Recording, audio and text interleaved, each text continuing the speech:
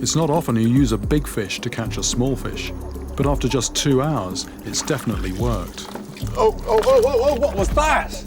What was that? I don't know the scientific name for all the scavengers at this gruesome picnic. The locals call these musum, or snakefish. Ah! And that is just disgusting. That is horrible, whatever it is. I hate... Oh, it is one of the grossest sensations I think I've ever had. I quite like fish, but I don't like this one.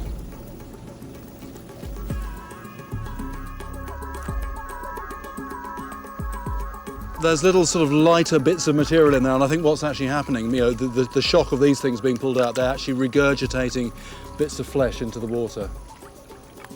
Hold on. There's actually something a bit different in there. If I can get it out. I don't really want to shove my hand in there. There. Just hold him.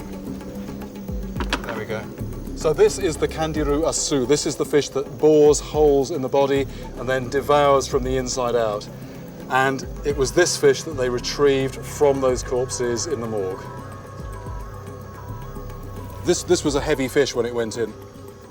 Look at the state of that. It is just, you know, it's just been hollowed out.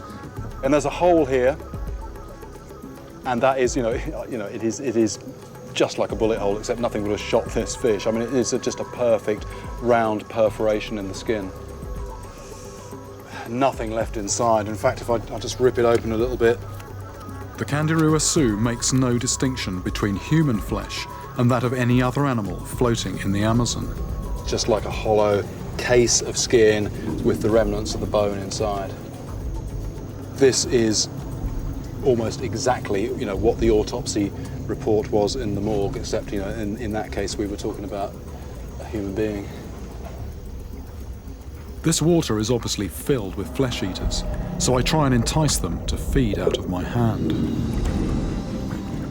I'm actually just on somebody's house here, and I'm just dangling this fish off the side, and these kangaroo are just attacking right on the surface, and they, I can see from here the way they are just literally drilling their way into that fish.